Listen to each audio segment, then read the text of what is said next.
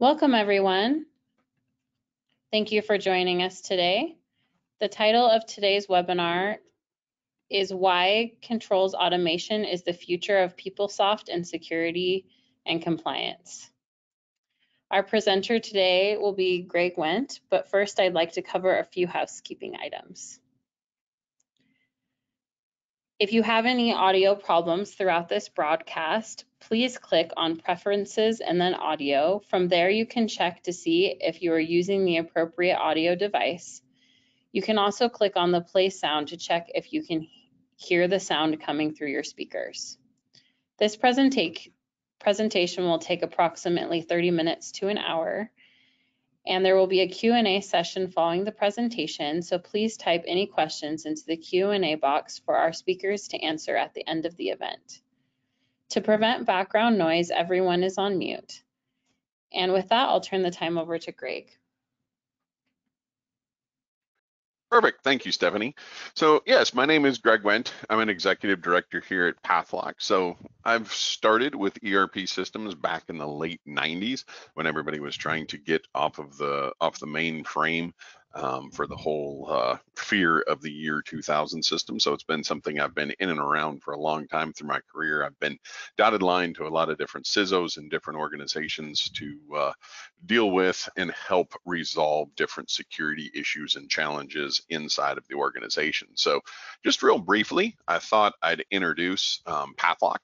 So here at Pathlock, what we do is provide a 360-degree view of risk across applications. So it's really that cross application view that we allow you to see and understand. And you'll see that with the demo today. We do have over 100+ integrations to different application sets. And that's one of the reasons why we're able to really give you that cross application risk view. So we work with some of the world's largest enterprises to help manage risk and compliance across their ERP, procurement, financial, supply chain management, and CRM systems. So you can see a lot of the different things, the bullet points down there across the bottom of what we're able to do.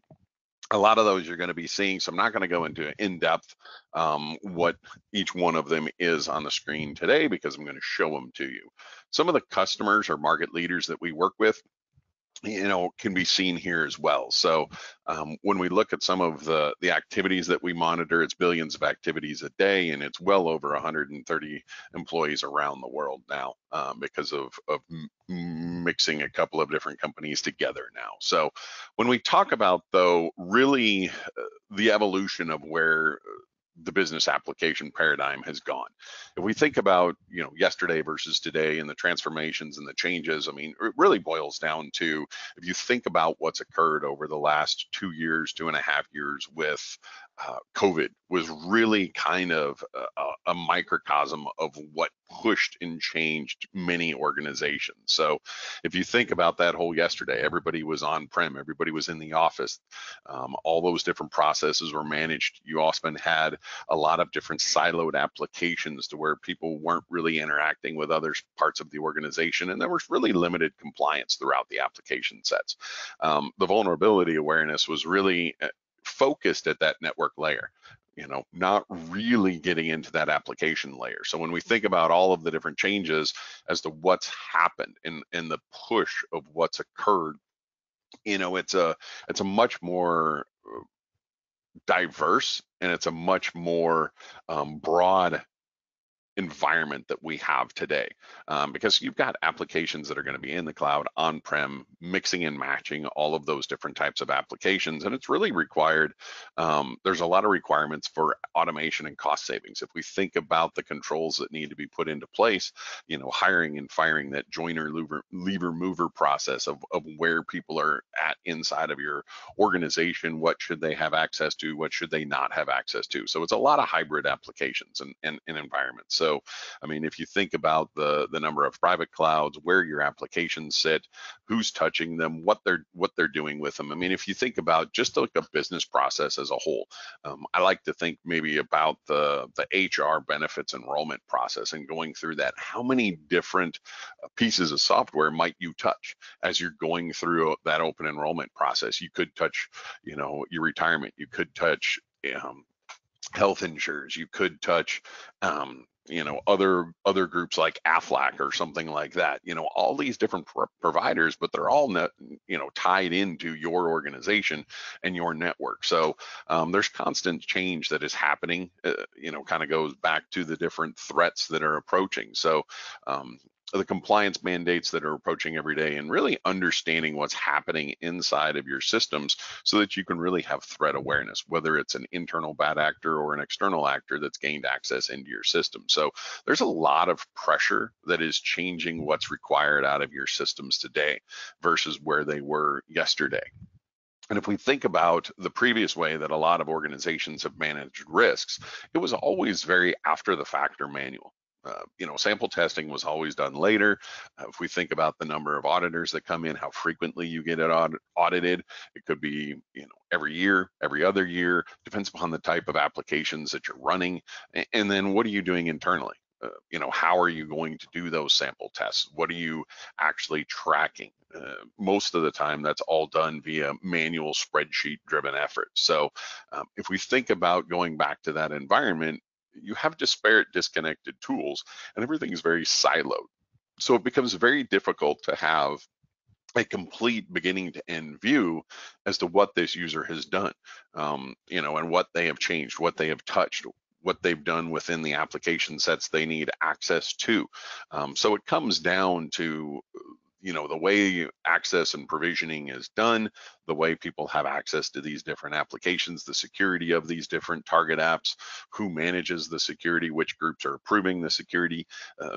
Typically you'll have multiple different, you could have multiple different ERP systems, as well as all the other application sets that are inside of your organization. And how do you know when you're very siloed what this user has got inside of another target app that actually really causes a problem based upon the controls and access that they've been given? So it's really difficult to manage risk in that type of environment. When we think about what we've really seen for managing risks in the PeopleSoft environment, it's extremely crucial. Ironically, the bullet point of untimely security audits. I was talking to a customer this morning that within the last year has had 4 different audits for different requirements. That's a lot, and they were impromptu kind of audits. It's not like that it was something that it was planned. So now they're trying to implement different features and functions within their organization to actually be able to alleviate those audit pains, because this is obviously something that continues to come up. I don't, from a root cause perspective, is it something that they're doing? I don't know.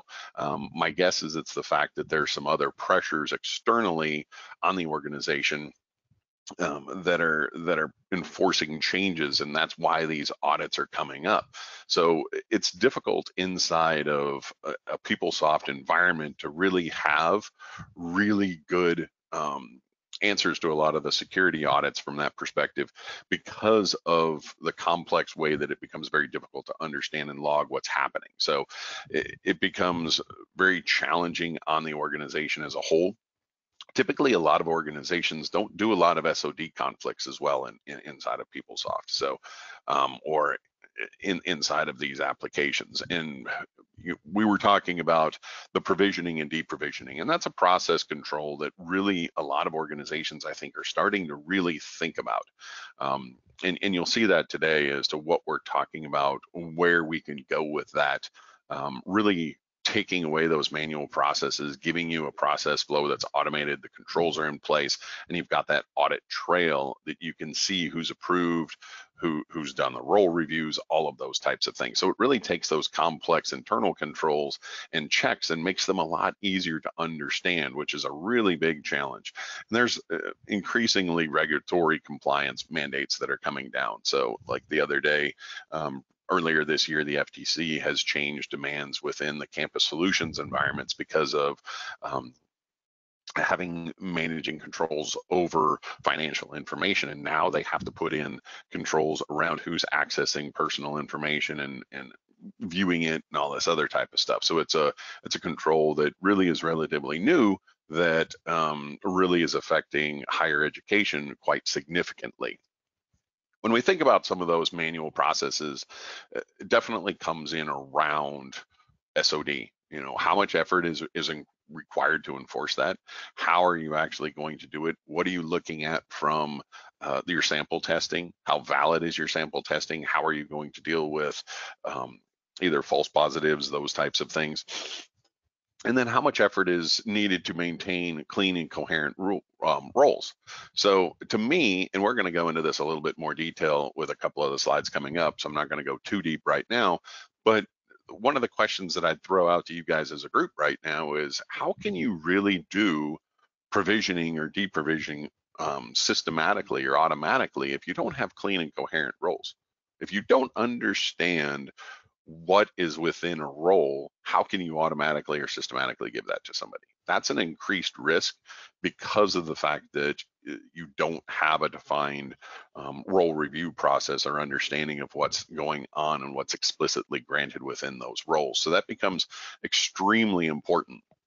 One of the ways that you can improve the PeopleSoft access is with governance and automation. Automation is very, very important, and that's kind of what I was talking about there. Is how can you automate it if you don't understand what the users have today? So that's where we've got some recommendation engines. We can also help with cleanups, role reviews, going through those process controls to really refine what you're allowing your users to do through those roles and make sure those roles are clean. So when you get into those joiner, leaver, mover processes, you can actually trust that they're getting clean roles that have been reviewed quarterly or annually or whatever your requirements are, because everybody kind of has their own policies and procedures about the role review process there.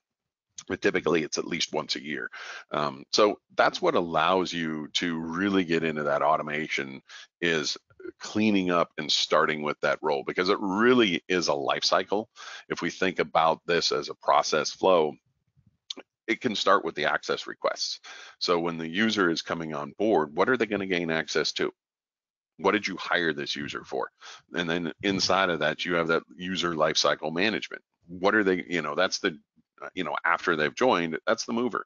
What jobs have they changed inside of the organization? Are they doing the exact same job today as they have, a year ago or 2 years ago or 3 years ago? Have they moved into management? Now do they have people? So then now they have different controls. They've got different access. They need to be doing performance reviews, raises, all of those types of things. So, that's where the access changes inside of that user lifecycle. And then when we talk about SOD, so SOD is really getting into and realizing if the user has permissions to be able to do multiple different things inside of the applications or outside of the applications, how are we creating an opportunity for that user to insert fraud or increased risk because they're able to, let's say, hire an employee, but then also pay an employee and do like a pay run.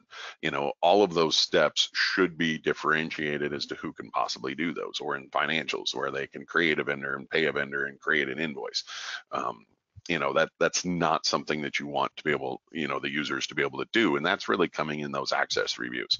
So that's where this comes back to that entire life cycle of, they're starting. What are they going to do inside of the organization? Let's make sure that they're not having any sort of conflict resolution. And that's typically where we look back at it, or organizations look back at it with sample testing. What is this user doing? Are they doing anything outside of the norm? And then those access reviews, which is typically something that's very manual done inside of different spreadsheets, tracked.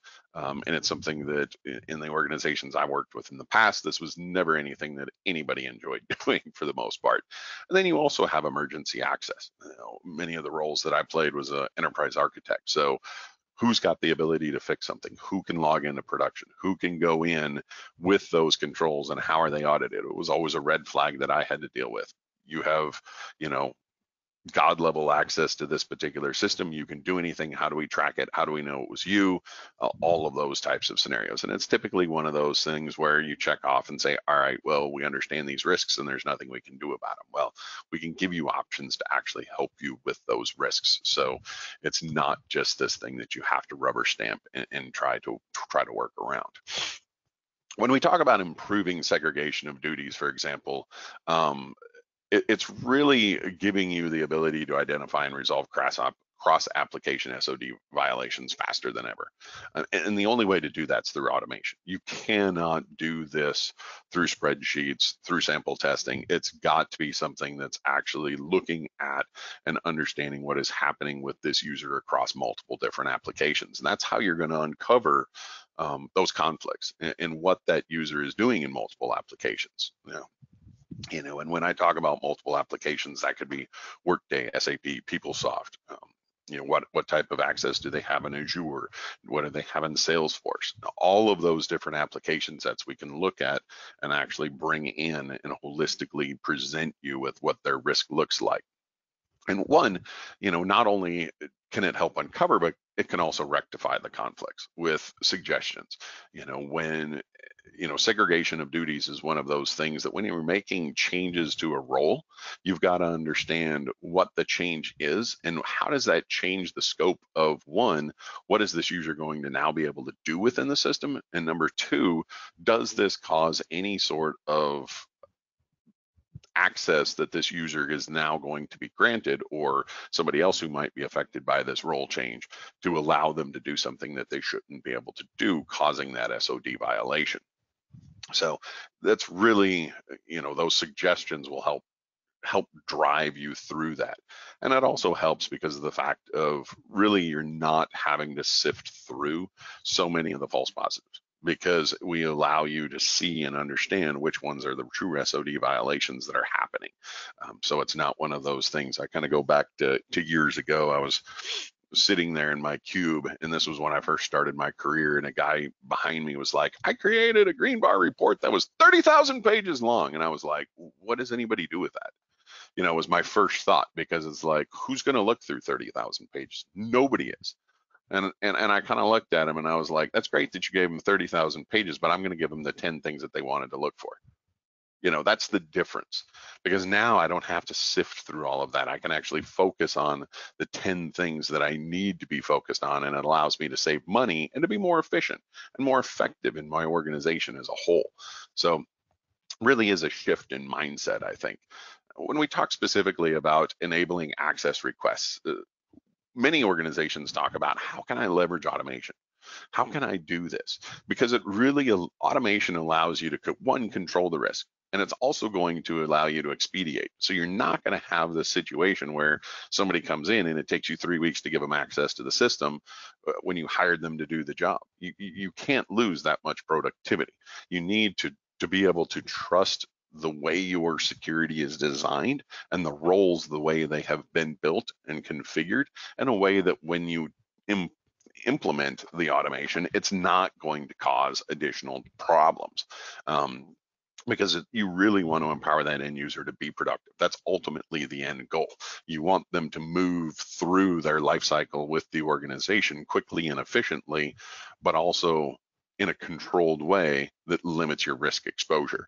So, we're going to expedite the access requests with policy-based automation approvals. Workflows that completely be built around, so there are approvals in place if you need. Some of them can be completely automated. Some scenarios you're going to need somebody to step in the way and say, okay, do I approve this, yes or no? And you can automatically identify those high risk access, getting into those conflicts of SOD or abnormal requests that are coming in. So it allows you, through our scenario or our simulation, to quickly find the right roles to match what this person needs to do. And that's really through that recommendation engine. It allows you to understand and see the full scope. And it's because of the fact that this can be cross-application and really working with multiple different inputs to understand what does this user have access to.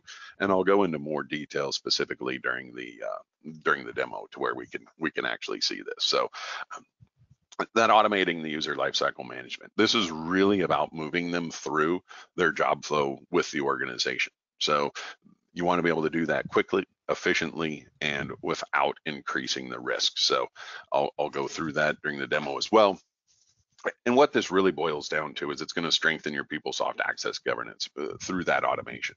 So some of the advantages, obviously, you're going to unlock efficiencies in provisioning and the lifecycle management. You're going to automate your risk analysis with 90% of your access requests, because you can streamline those. You're going to be so more efficient in what's going to actually be applied to users inside of your organization. And one of the driving factors is you can actually do your role reviews in hours and not weeks. So it allows you to quickly and efficiently handle.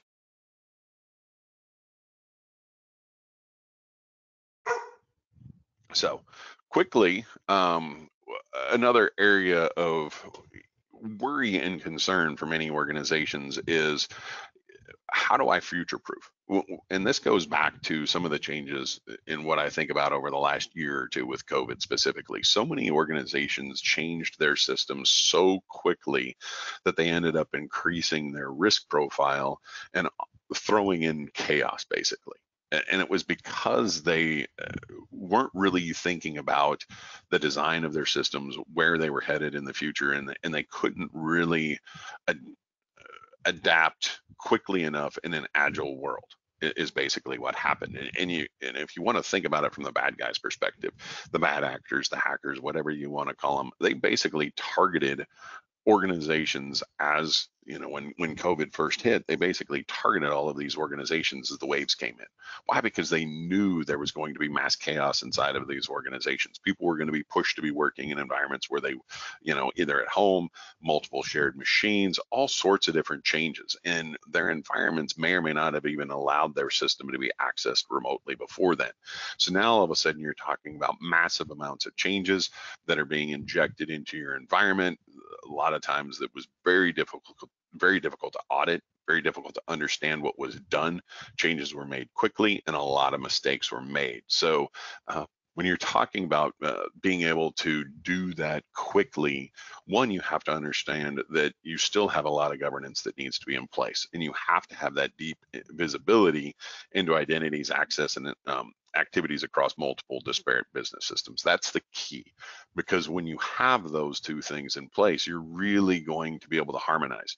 You're really going to put into the continuous monitoring. You're going to be able to change the way your systems work, and you're going to be able to intelligently respond to issues and challenges, whether that's changes in your environment, changes in orchestration, or dealing with some sort of incident response. And you can do this across all sorts of cross application system. So when we talk about what we can do here at Pathlock, it really is a large giant circle.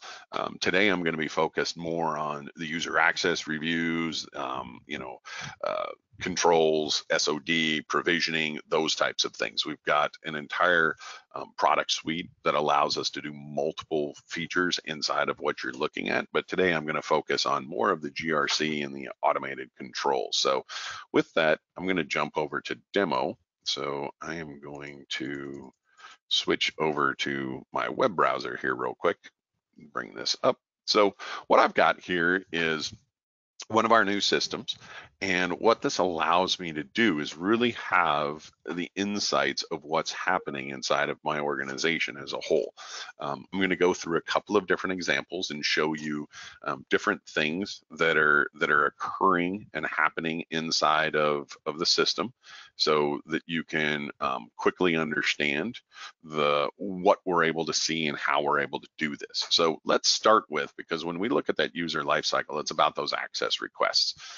So let's go in, and I'm gonna look at an access request that's coming into the system. So if I look at a pending review, I'm gonna go ahead and see that access request. So this comes in to the security analyst or whoever, security administrator, whoever's going to be able to make this change. What we're going to be able to do is show them exactly what's been requested inside of the request. Also, we've got a user risk score. So you're going to see this throughout the application. So let's dive in. You can actually take an action on that immediately, but let's look for additional information.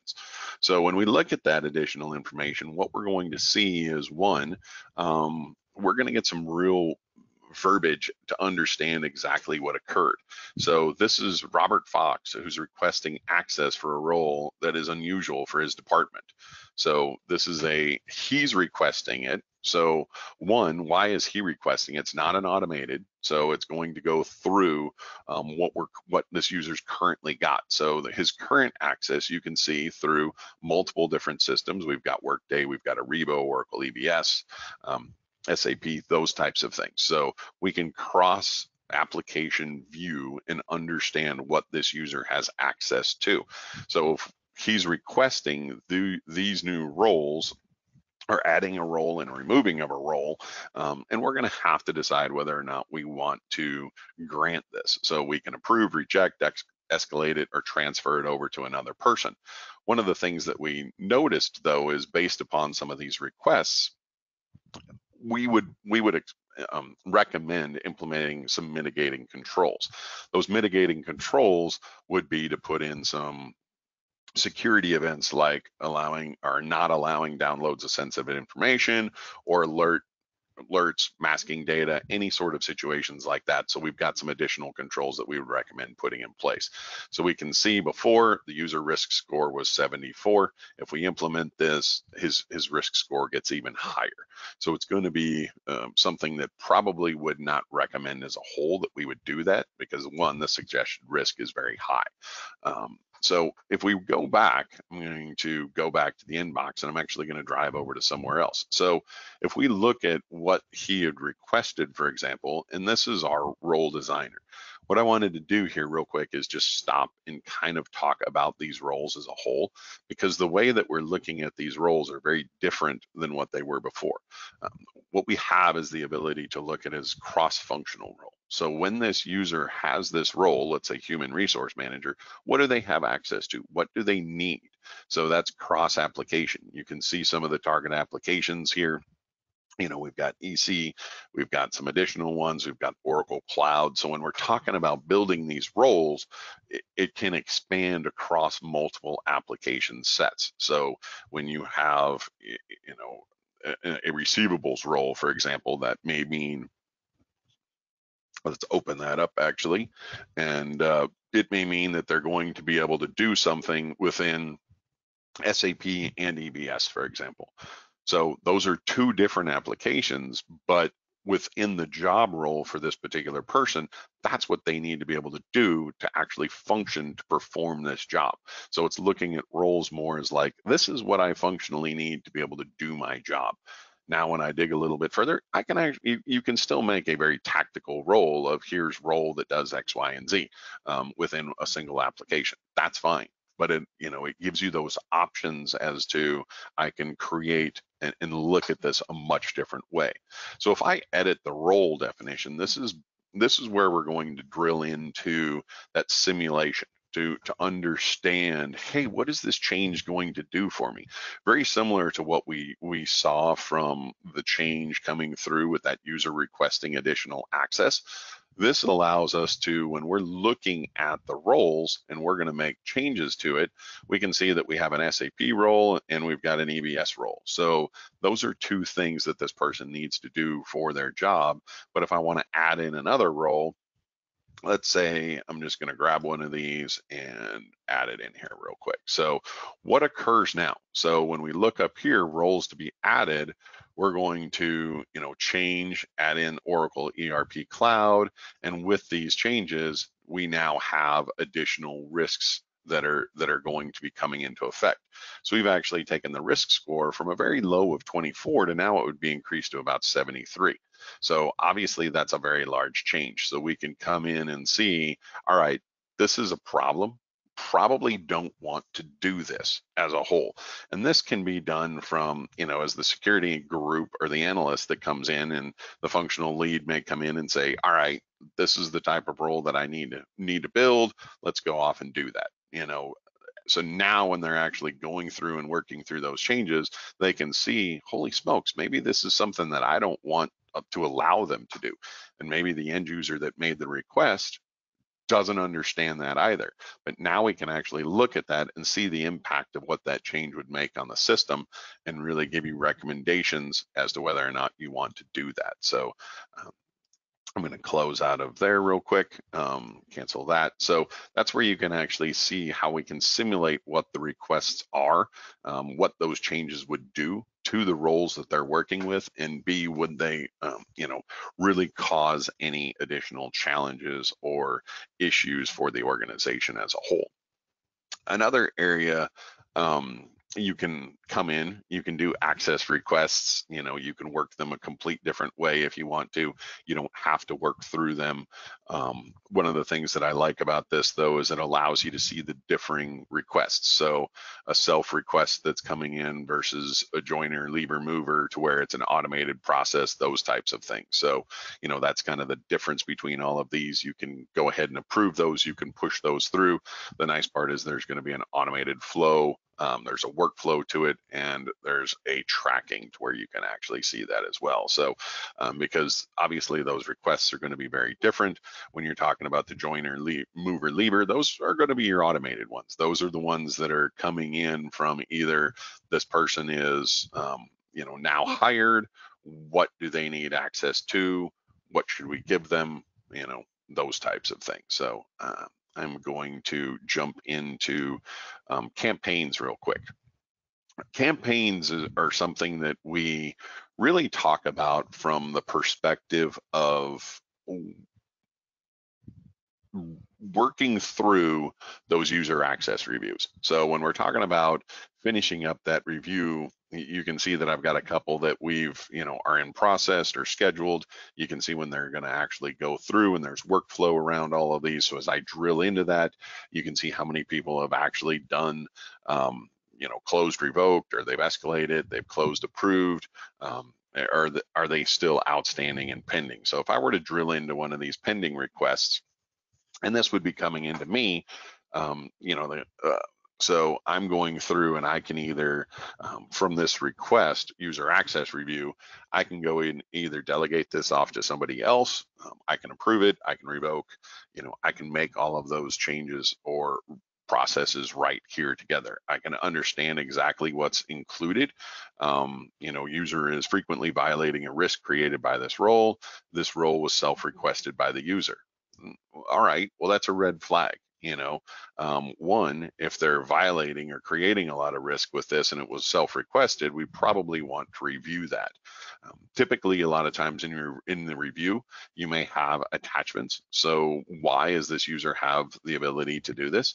So all sorts of documentation, could be a Word doc, could be a PDF, whatever, an Excel file that needs to be uploaded and controlled. Also, the other side of it is the history of it. So previous reviews, who's approved this before? So we can see that Carl has done it, Paul has done it, when those reviews were done. And then also an audit trail. So who is actually, from the audit flow, what's occurred with this? So, we can see that it was assigned systematically by that system inside of the review, and now the users are working through what's been assigned to them. So it's real nice to have all of that in one place. So in case there's any questions, you can go back and maybe talk to the approving manager before and say, all right, why did you do this? Do the attachments make sense? All of that type of stuff. So it really gives you all that you need in one stop to be able to do this. And the nice part about that is it really provides the data for multiple different personas. So if this is an auditor coming in after the fact, they've got one easy spot that they can come to. They don't have to bother you. When you're talking about a security analyst, they're going to go to one spot. When you talk about, as a functional owner of these applications or a decision maker, you're going to be in one, in one working application to make the requests, approve them. All of that tracking and audit flow comes in for you at that particular point. I'm going to go back home real quick. And one of the things that I wanted to show is this really allows you to see, for example, all of your different risks that are happening inside of the system. So this is that cross application side of it that becomes very, very important. So from SAP, Ariba, EBS, PeopleSoft, we can see whether users are overprivileged, whether they violated risks, how many violations are out there, and we can drill into each and one of those. So multiple different ways that we can do that. So we can see it from the risk dashboard. itself, our compliance dashboard. And what we're looking at here is, from a compliance perspective, is um, the violation frequency. One, you've got from the perspective of low violation and low impact. So these are not something I'm going to be ultimately really concerned about. What I'm going to really be concerned about is this high frequency, high impact, because that's something that I'm going to be concerned about. That's a problem that I have to work through in my environment. You can see there's a financial impact with all of these as well. So when I'm talking about concerns, this is the area I'm going to work through first, long before I'm going to work through one of these over here. But the nice part about it is multiple different ways to look at that. I can specifically dive into the violations as a whole. And we can see, for example, Anna Sorkin, who's got, she works as an AP clerk, senior AP clerk. She's performing multiple different transactions inside of the system that is creating an SOD style violation, and there's all sorts of financial risk and impact with this. So this is understanding, because of what this user is able to do, and this is really that sample testing that we were talking about. But what we're doing is we're pulling out the direct samples that are concerns. We're not showing you things that aren't a problem. We're actually targeting the ones that are very important and the ones that you need to focus on right away, because these are actual SOD style violations. So we can pull those up. We can see, what she's got access to, what she's actually done. We can mitigate, we can deprovision, automatically right here. We can create a secondary alert or add it over to a secondary person. We can also mitigate it. Maybe we close it. Maybe this is by design and of happening inside of our system, and we've got that choice.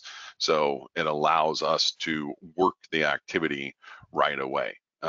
We can also see what type of all of the different access Anna has in one area. So as I look at Anna, I can see all of that different cross application access and what she's able to do in each and every one of these. So obviously we've got a couple areas of high risk, a couple areas of low risk.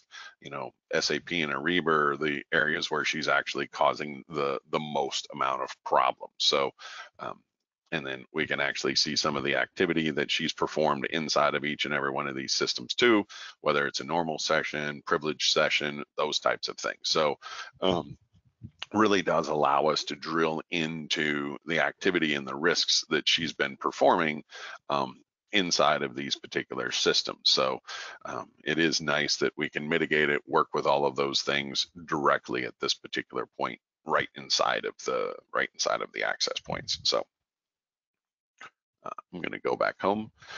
So the nice part about it is, we do present this, we give you all sorts of information right at your fingertips, cross application, really diving in based upon cleaning up those roles. And that's where, I kind of go back to when we look at roles in general, when you talk about automation, you really need to make sure that your roles are clean. You've got to have clean roles in review processes to make sure that you can actually assign those in an automated method very quickly, because that's going to help with your automation. That entire, to me, it's one of the areas where the process flow starts with, is the fact of, yes, we are working within a system that's understandable.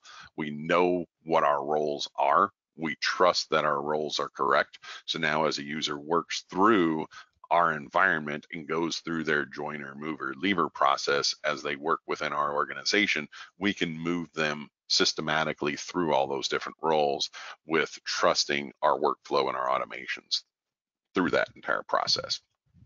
So with that, I'm going to flip back over to the PowerPoint. So when we look at this is really a cost-effective solution, because it's targeted to meet the needs of your business. So the nice part about it is your business. You can drive that automation based upon whatever's important for you. I was talking to a group this morning, is it somebody moving between jobs? Is it departments? How are we going to drive that? And depending upon, that event that occurs within that target system, that's when we're going to provision or deprovision the users. So we can have workflow that allows you to automate the joiners. So when somebody comes on, they're hired to do a specific job. Well, what's going to be entailed in that? One, they're probably going to need some sort of identity management ID. So let's create something there, grant them access inside of there. They're going to need target applications inside, or target security inside of the applications that they need to be able to do the jobs. So it's all of the checks and balances to be able to really deal with that user lifecycle management, whether it's bringing them on, whether it's moving them from A to B inside of the organization. They've switched jobs, and now they're going to have additional control. So how long should they have their existing security before they get moved over to the other one? Maybe a week, maybe 2 weeks at that particular point, and then make sure that security goes away. So it allows you to really allows you to manage the RBAC, the role-based access controls, proactively, because it does, through those automated controls and automated reviews, it'll allow you to clean those up. And having the SOD style rule sets to apply to them to make sure that you're not creating an SOD violation when you're giving somebody access to these particular transactions inside of the target application set, it's really important so that they know, yes, we've got a nice clean role that doesn't increase our risk, so we're going to be able to automate and work with that. If we're going to be making changes to this, what do we need to do from a change perspective? Who needs to approve it? All of those types of things. So it allows you to really cost effectively manage the life cycle of your user provisioning, deprovisioning, and role review processes very, very easily. So with that, I'll open it up for any questions. As Stephanie said earlier, you can submit the questions via the GoToWebinar control panel. It's normally on the right-hand side of your screen, so you can submit any questions that way. While those are coming in, I think I'll pull open the next slide to some of the other announcements of what we've got coming up. So I do know that we will be at SAP Insider, which I believe is next week, actually, or is that later this week? I don't even know. Yeah, it's next week. So we are a platinum sponsor of that event, and one of our next webinars that we've got on deck is actually Thursday of this week on how to handle the threats within SAP Transport Management. So that's one of the next webinars that we have coming up as well. So if you guys don't have any questions, you can always email us at info@pathlock.com, and we will definitely follow up with you there. Or if you have specific questions or would like to schedule a demo or jump on a call, we can do that as well. So Stephanie, I'll throw it back to you. Thank you, Greg. And thank you everyone for coming. Again, if you have any questions, please contact us at info@pathlock.com. And we hope to see you at our upcoming webinar events.